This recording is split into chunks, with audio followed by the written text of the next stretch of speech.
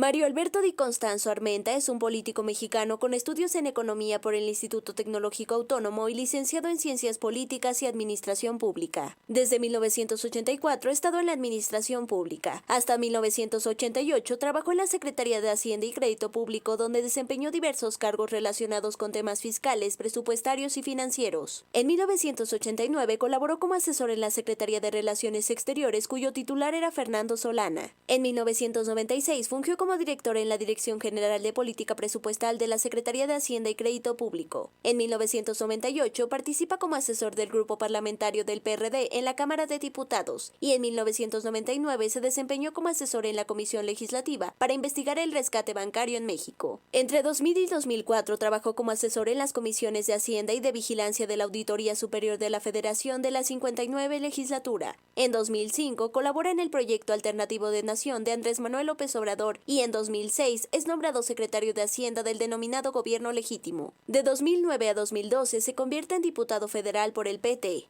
En 2013 se desempeñó como presidente de la Conducep. Mario Di Constanzo además es articulista en el periódico La Jornada y en las revistas Vértigo, Proceso, Siempre y Quehacer Político, así como especialista en finanzas públicas y temas bancarios. Además de presentar 23 iniciativas durante su paso como asesor y legislador en la Cámara de Diputados, ha publicado 6 libros. Actualmente brinda asesorías en el Senado y a instituciones bancarias. Es Mario Alberto Di Constanzo Armenta, con quien platicamos esta tarde en Perfiles del 6.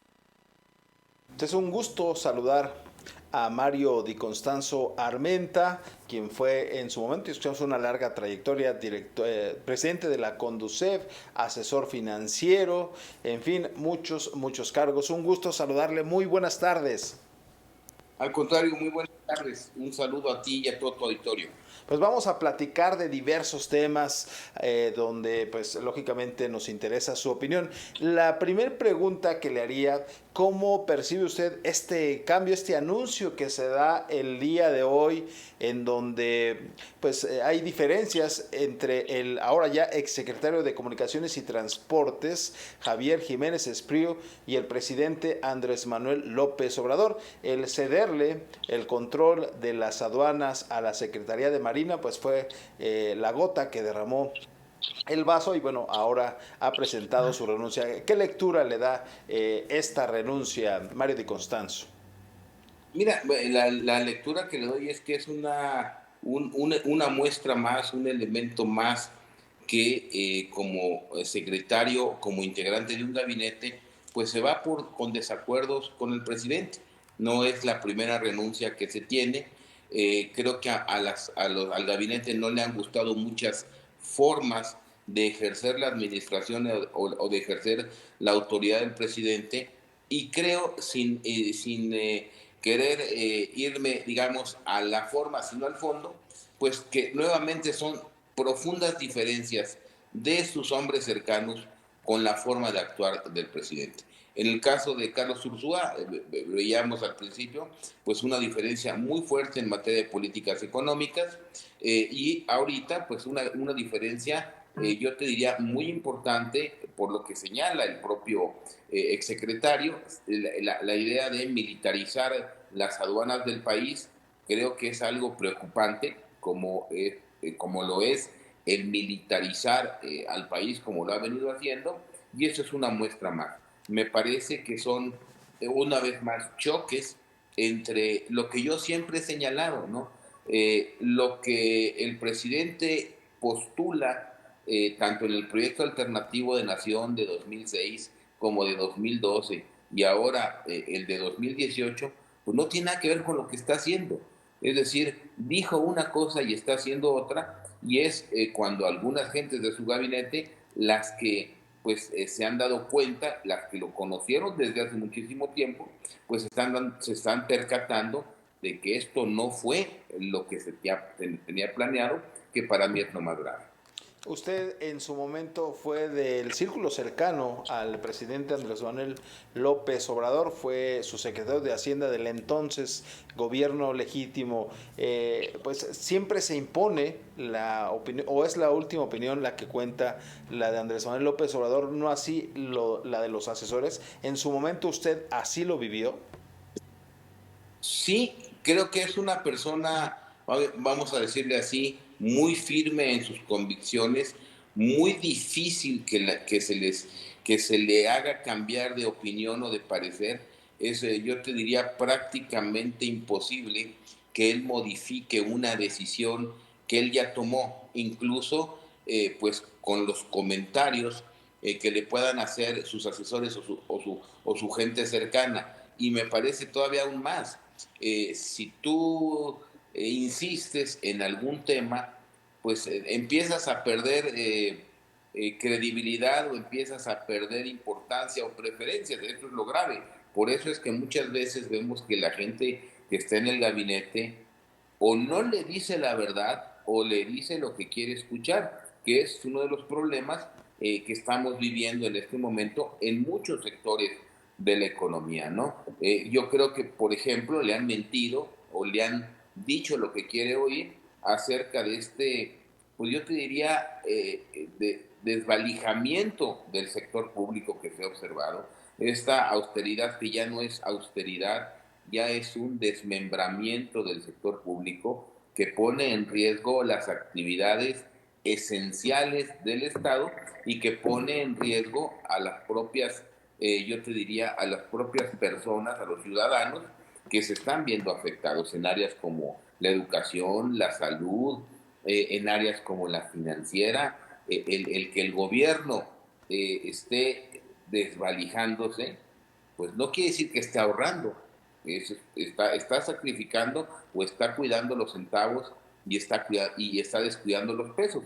Discusiones y temas como este, por ejemplo, discusiones y temas como hemos visto el rotundo no a establecer un plan fiscal para retornar o hacer que la economía se recupere más rápido de esta depresión, de esta tremenda caída económica en la que estamos inmersos.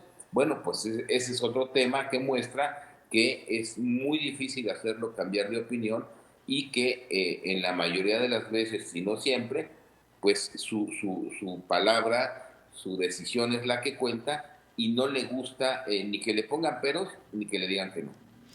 Desde un principio se subestimó la pandemia, pudieron tomarse mejores medidas, lógicamente es algo global, pero lo que compete a nuestro país, el gobierno tuvo en sus manos hace más de 3 meses mecanismos financieros para tratar de paliar un poco los efectos en materia de empleos, en materia de caída económica. Sabemos que es un impacto global, eso es evidente, pero en la parte interna en la que compete a nuestro país, ¿pudo matizarse un poco más los efectos que ahora ya se están sintiendo? Sin duda alguna, el diagnóstico, creo que el diagnóstico todo el mundo lo sabía, todo el mundo lo sabíamos que venía un fuerte golpe económico.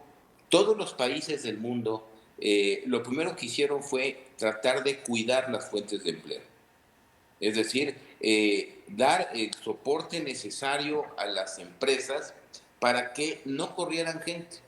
Muchos países lo que hicieron incluso fue subsidiar el pago de los salarios. ¿Qué quiere decir esto? Que, por ejemplo, en Francia, el gobierno pagaba directamente los salarios de las personas o una parte de los salarios de las personas precisamente para que no se originaran los despidos. Yo creo que aquí en México actuamos muy tarde, bueno, tan tarde que no hemos actuado, ¿no?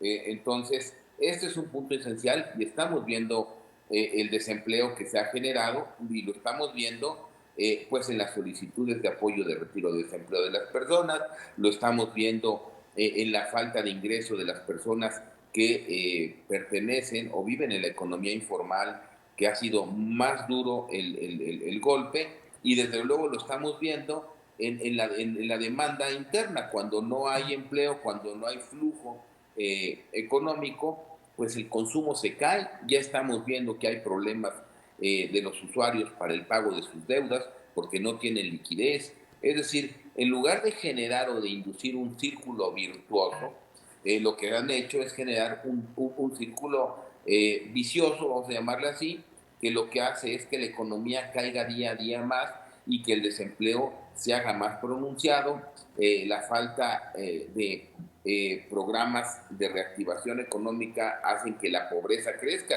Ya lo han dicho pues muchas agencias, que lo que va a suceder es que vamos a tardar mucho más tiempo en salir de la crisis, que la caída económica va a ser más pronunciada que si se hubieran tomado este tipo de medidas o de programas.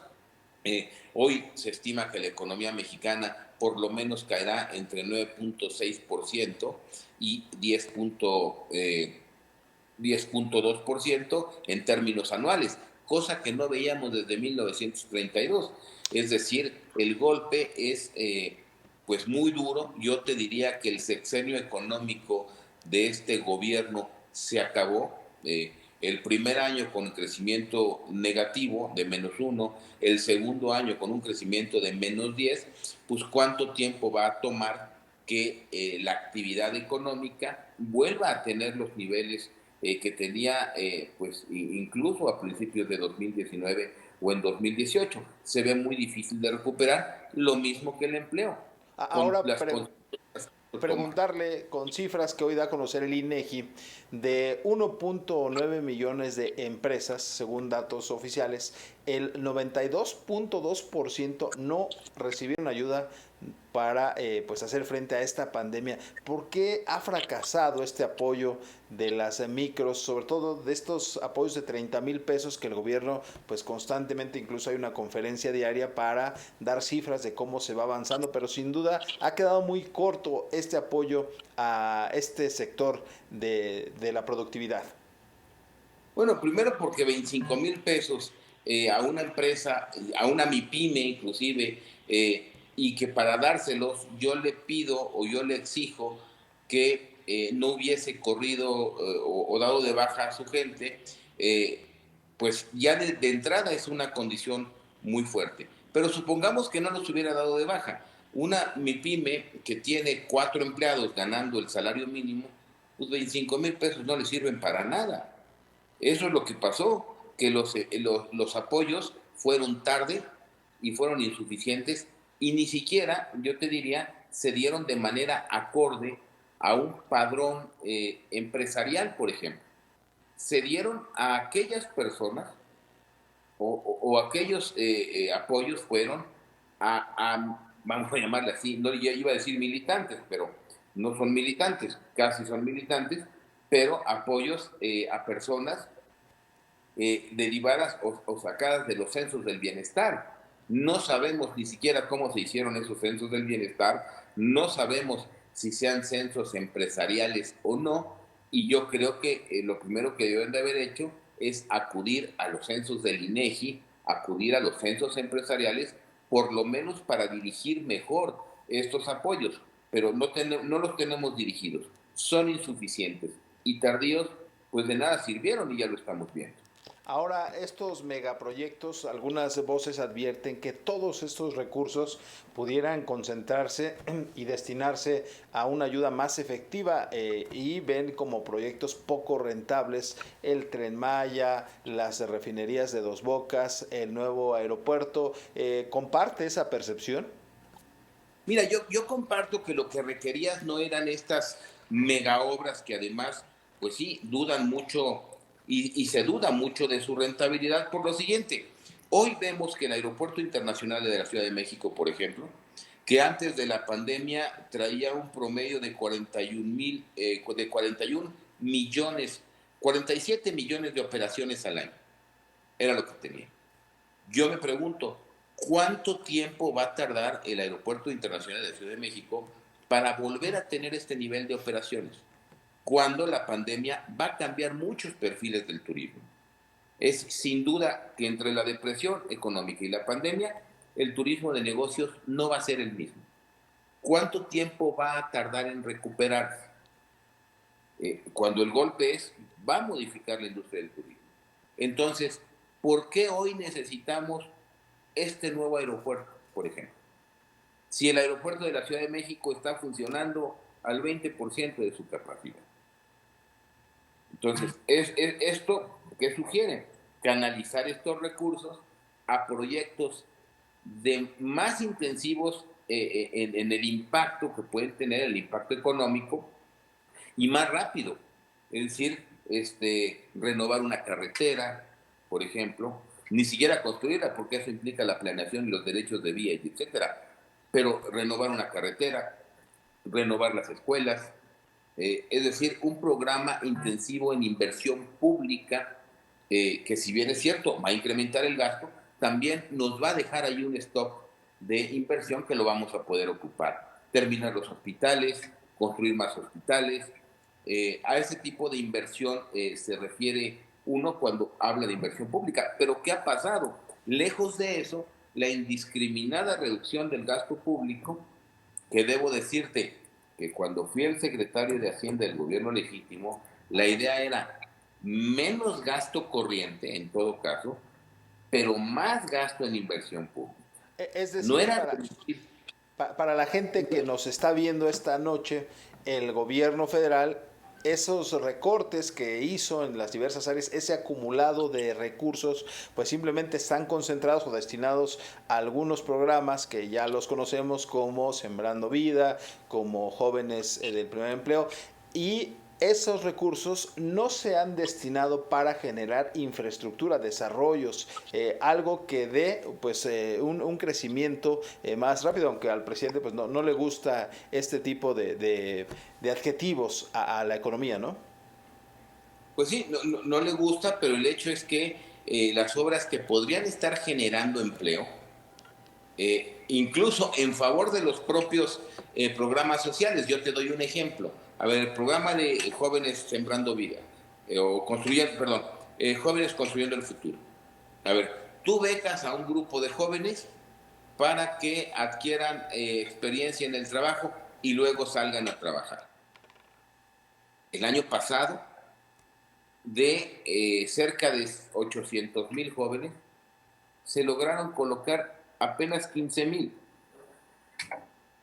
Y este año, cuando las empresas se están cerrando, cuando las empresas viven una crisis impresionante, yo me pregunto, ¿a dónde van a salir a trabajar estos jóvenes si las empresas no los van a demandar, no los van a usar? ¿No era mejor haber apoyado a la planta productiva para que no desaparecieran y para que hubiesen podido contratar el próximo año a estos jóvenes?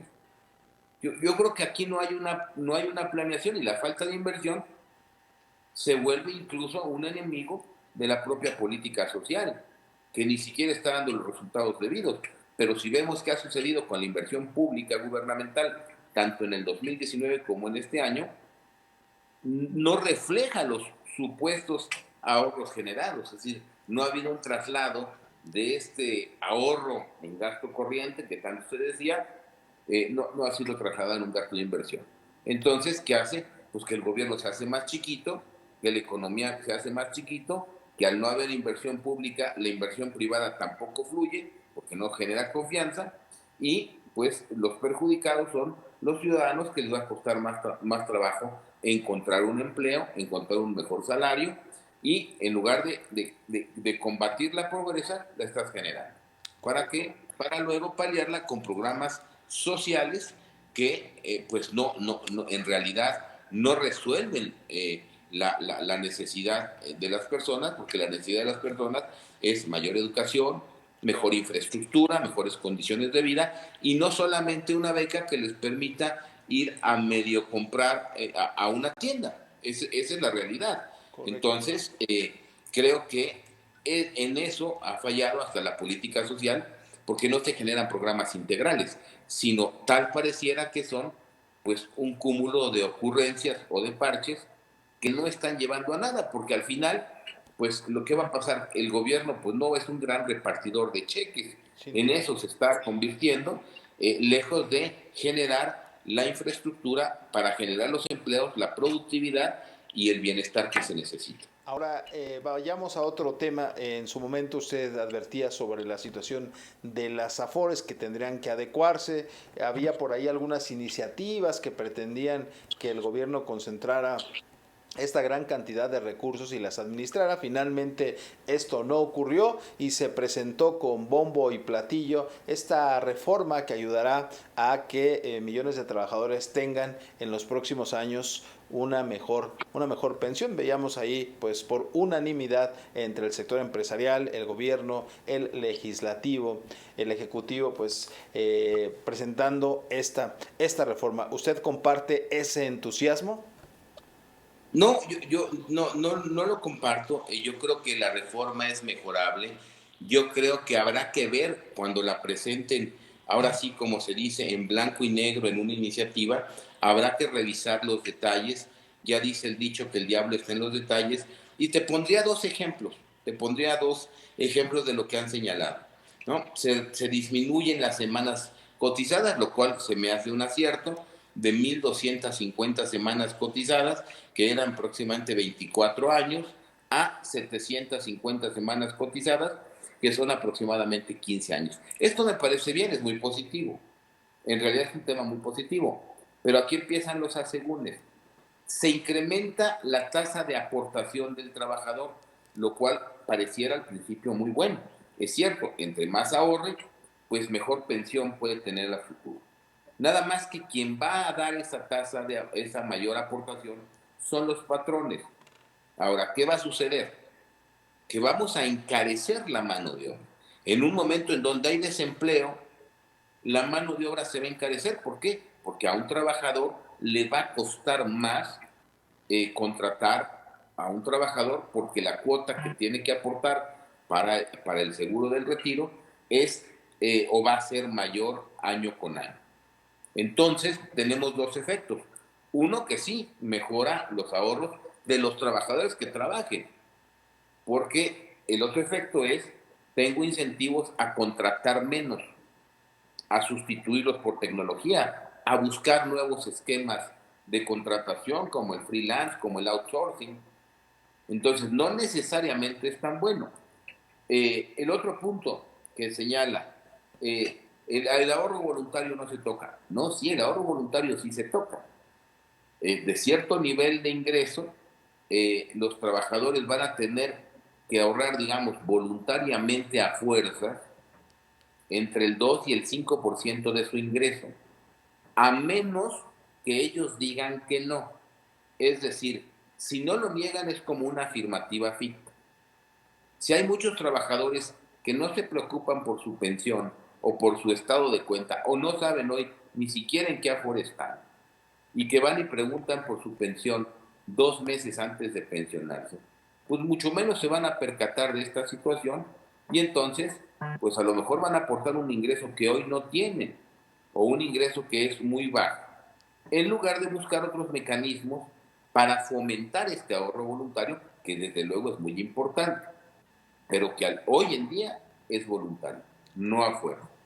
Luego, se mejora la pensión mínima garantizada, que actualmente para tener la pensión mínima garantizada, de todas maneras tienes que haber cotizado 1.250 semanas, o por lo menos tener 65 años, y tener un ahorro pues importante que te permita comprar una pensión vitalicia. Este ahorro que te permite comprar una pensión vitalicia, este ahorro mínimo será como de 700, debe de ser como de 750,000 pesos, cosa que muchos trabajadores en este país no lo logran juntar después de una vida de trabajo. Entonces se va a subir la pensión mínima garantizada de 3,200 pesos aproximadamente a 4,300 pesos aproximadamente. Esto es el 30%. Pero este 30% lo va a tener que aportar el Estado. Nadie niega que es un fin muy noble y muy interesante, pero ¿cuánto le va a costar al Estado? Hoy, la sexta parte del gasto público es para pensiones. Lo vamos a incrementar 30%, más lo que se genere de reducir las semanas de cotización. Está bien, estoy de acuerdo. ¿De dónde se va a financiar? Correcto. ¿Con qué ingresos se va a financiar este mayor gasto? Porque ya vimos que hoy el gobierno le destina 1 billón de los 6 billones que gasta al año a pensiones. 1 billón a participaciones a las entidades federativas, otro billón al ramo 33, otro billón al pago de sueldos y salarios, otro billón al gasto de operación de las dependencias. Pues ya llevamos 5 billones, ¿eh? Correcto. Finalmente, Mario Di Constanzo, es un tema amplio, extenso, ya nos alcanzó el tiempo, pero me gustaría en estos 3 minutos finales, usted desde al frente de la Conducef, pues acostumbrado a dar varios consejos a los usuarios de la banca en aquel momento, pero nos gustaría como conocedor, como analista político, en estos momentos tan complejos de incertidumbre, sobre todo económica, ¿cuál sería el consejo que le pudiera dar a la población en esta situación tan adversa en materia económica? Primero, ser muy cuidadosos con sus finanzas, reducir los gastos, a tener los gastos indispensables o necesarios, tener ahorro. Es muy importante tener ahorro en estos momentos para cualquier eventualidad. No cuidar mucho, ahora se hace mucho comercio electrónico, cuidemos el comercio electrónico, no demos nuestras claves de tarjetas a cualquier persona, pero sobre todo cuidemos mucho nuestros gastos. No creamos en estas financieras que nos van a llegar a decir, por un lado, oye, ven, invierte conmigo y te doy muchos rendimientos, o ven, invierte conmigo y te lo duplico en 3 meses. No es cierto eso. Las personas que vayan o que requieran solicitar un préstamo, tampoco vayan a estas financieras Patito o financieras Milagro, que nos dicen que en 24 horas nos dan un crédito, que no se consulta el buró de crédito, o estos brokers que nos van a ofrecer, no, hombre, aquí yo te pago una mayor tasa de interés.